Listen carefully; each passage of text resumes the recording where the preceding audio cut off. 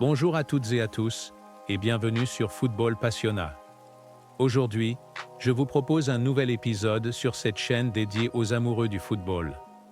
Bien que nous soyons actuellement dans une période de trêve internationale, nous avons énormément de sujets captivants à aborder aujourd'hui, et je suis certain que vous ne voudrez pas en manquer une seule minute. Au programme, nous parlerons de l'influence de Hansi Flick sur son équipe, de ses principes stricts et de son utilisation du piège du hors-jeu qui a tant fait parler cette saison. Nous nous intéresserons également au rôle de Robert Lewandowski et au trio d'attaque du FC Barcelone. Et je partageai mes réflexions concernant les propositions controversées de Luis Enrique sur la philosophie de jeu de Xavi en tant qu'entraîneur du Barça. Tous ces sujets seront abordés en profondeur dans cet épisode. Alors installez-vous confortablement et commençons. Tout d'abord, je voudrais commencer cet épisode en évoquant un moment chargé d'émotions pour le monde du football. Aujourd'hui, un joueur emblématique, Andrés Iniesta, a annoncé qu'il prenait sa retraite du football à l'âge de 40 ans. Cet événement a été marqué par une conférence de presse, à laquelle ont assisté de nombreux acteurs majeurs du FC Barcelone, dont Hansi Flick et Joan Laporta, parmi d'autres personnalités du club et du football mondial, venus rendre hommage à la carrière légendaire d'Iniesta. C'est un moment historique qui mérite qu'on s'y attarde. Parler d'Iniesta, c'est comme tenter de décrire quelque chose d'indescriptible. Comment résumer en quelques mots ce qui rend ce joueur si spécial ? Aucun résumé de ses actions sur le terrain ne peut vraiment capturer l'essence de ce qu'il a apporté au jeu. Aucun de ses nombreux mais décisifs ne pourrait à lui seul refléter la portée de son influence. Évidemment, beaucoup se souviennent de son mais historique en finale de la Coupe du Monde 2010, qui offrit à l'Espagne son premier sacré mondial. Ce moment reste gravé dans l'histoire du football et dans les mémoires de tous les supporters espagnols.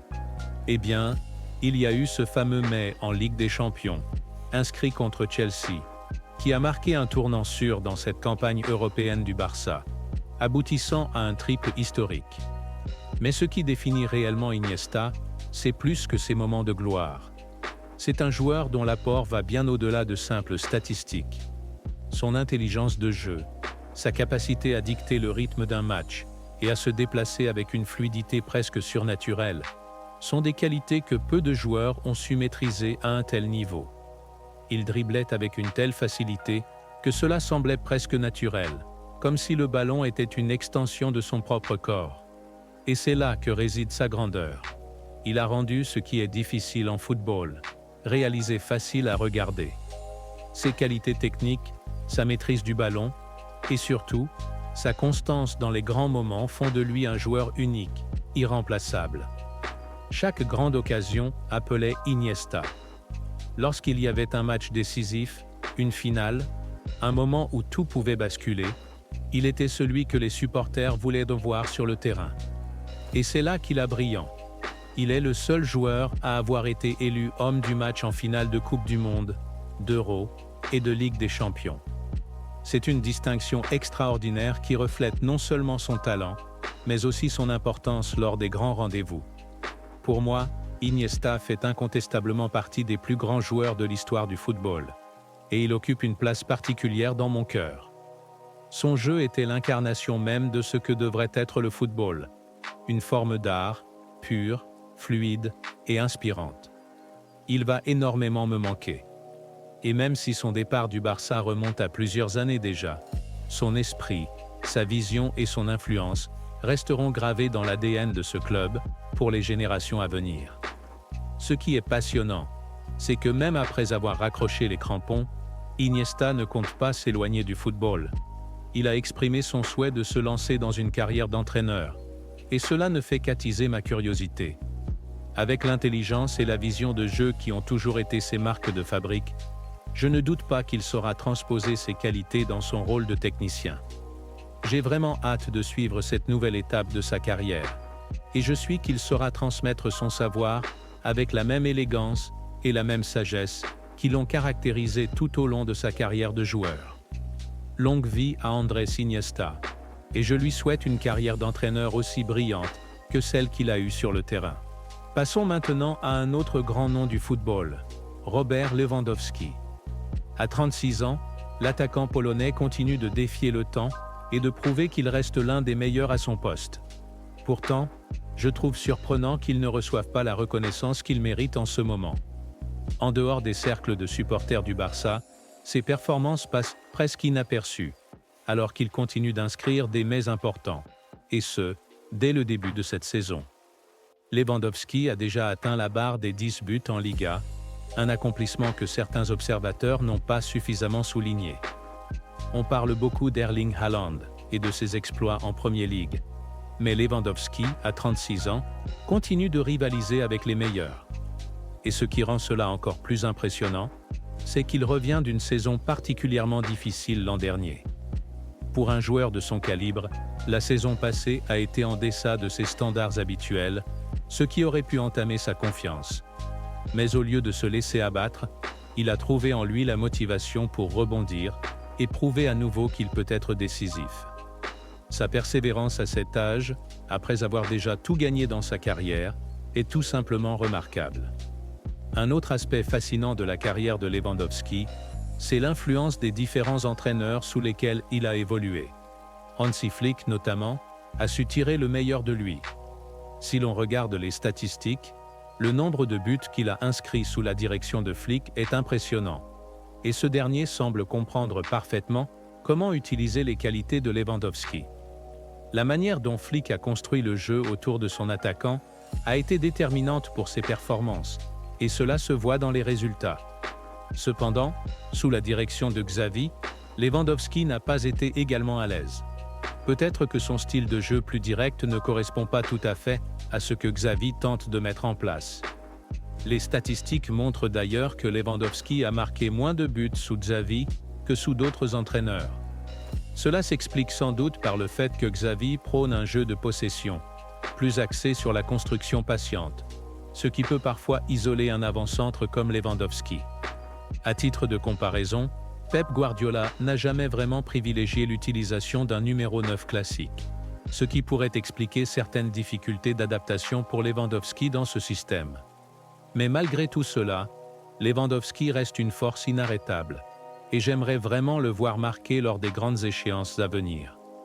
Un mais lors du Clasico contre le Real Madrid, par exemple, ou encore des réalisations contre son ancien club, le Bayern Munich, serait la cerise sur le gâteau. Ces rencontres à fort enjeu seront des occasions parfaites pour lui de rappeler à tout le monde pourquoi il est considéré comme l'un des meilleurs attaquants de sa génération. Cependant, le succès de Lewandowski cette saison ne repose pas uniquement sur ses talents individuels. Comme tout grand attaquant, il a besoin de soutien, de service et de mouvement autour de lui. Et c'est là que le trio offensif du Barça entre en jeu. Sous la houlette de Hansi Flick, la connexion entre Lewandowski, Rafinha et Lamine Yamal a atteint un niveau incroyable. Ce trio est sans égal sur la scène mondiale, et ils sont en avance sur toutes les autres lignes d'attaque en ce moment. Nous avons ici quelque chose de spécial, et cela mérite d'être souligné. Et voilà, mes amis, nous arrivons à la fin de cet épisode dédié aux grands moments, aux grands joueurs et aux évolutions récentes dans le monde du football. Avant de conclure, permettez-moi de faire un petit récapitulatif de ce que nous avons vu aujourd'hui, et de jeter un regard sur ce qui nous attend dans le futur. Tout d'abord, revenons sur ce moment profondément émouvant qu'a été l'annonce de la retraite d'Andrés Iniesta. Il est impossible de souligner à quel point son départ marque la fin d'une époque pour le football mondial. Iniesta, c'était plus qu'un joueur, c'était un symbole du football romantique, ce style de jeu où la technique, l'intelligence et la classe prennent le dessus sur la pure athléticité. Son héritage au FC Barcelone, mais aussi à l'échelle du football mondial, restera gravé à jamais. Et bien que nous soyons tristes de le voir s'éloigner des terrains, je suis convaincu que son passage à l'entraînement, lorsqu'il décida de s'y lancer, sera tout aussi légendaire que sa carrière de joueur.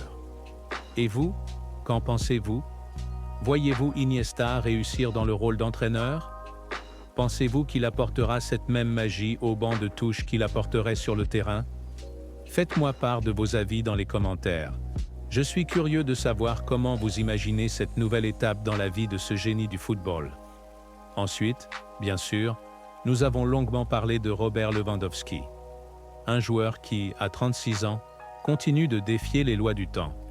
C'est tout simplement impressionnant de voir un joueur maintenir un tel niveau d'efficacité à son âge, surtout dans un sport aussi exigeant que le football.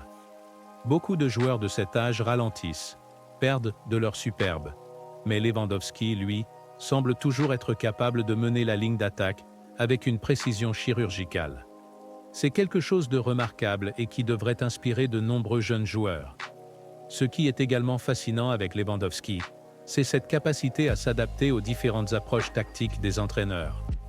On l'a vu sous Flick, où il a été brillant, mais aussi sous Xavi, où il a dû ajuster son jeu à un système plus patient, plus axé sur la possession du ballon. L'adaptation, c'est la clé de la longévité dans le football moderne, et Lewandowski en est un parfait exemple. Alors, pour ceux qui se demandent si Lewandowski est en fin de course, je vous dirais, regardez les matchs. Les chiffres ne mentent pas, et avec ses 10 buts déjà inscrits cette saison, il prouve qu'il a encore beaucoup à offrir. Et maintenant, le trio offensif du Barça. Que dire de Rafinha, Lewandowski et Lamine Yamal? Ce trio est tout simplement l'une des combinaisons les plus excitantes du moment. Ce qui les rend si spéciaux, c'est leur complémentarité. D'un côté, nous avons Rafinha, qui est explosif, imprévisible, capable de créer des décalages, avec sa vitesse et sa capacité à dribbler en 1 contre 1. De l'autre, il y a Lamine Yamal, la jeune pépite dont le talent brut et l'insouciance rappellent un certain Lionel Messi à ses débuts.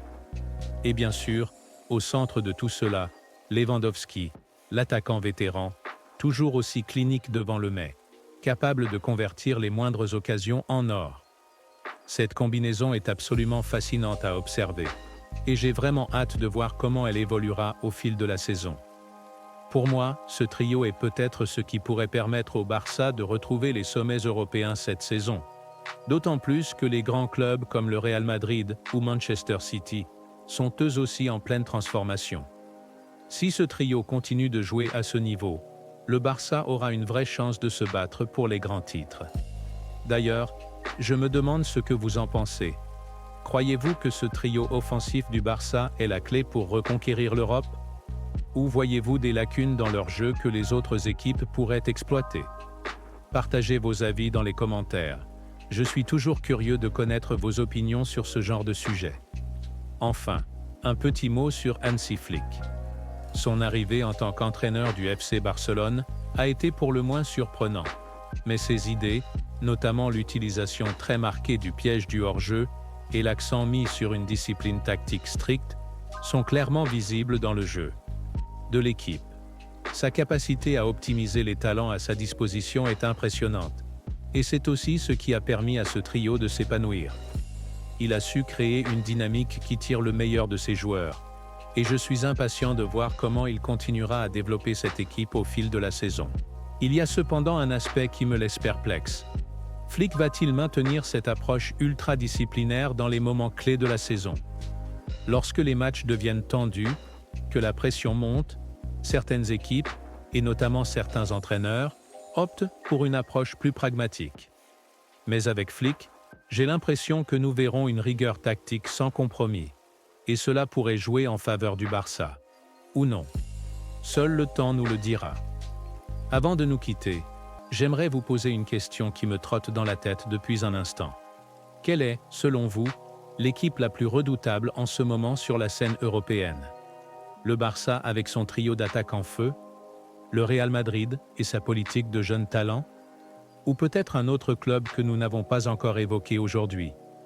Faites-moi part de vos réflexions dans les commentaires, et nous pourrons en discuter lors du prochain épisode. Je vous remercie énormément d'avoir suivi cette vidéo. N'oubliez pas de liker la vidéo si vous avez apprécié, de vous abonner si ce n'est sûr pas encore fait, et bien, activez la cloche pour être averti des prochaines vidéos. Des contenus passionnants vous attendent dans les semaines à venir, et je suis vraiment impatient de continuer cette aventure avec vous. Sur ce, prenez soin de vous, continuez à vivre votre passion pour le football, et à très bientôt pour un nouveau numéro de Football Passionnat. Ciao!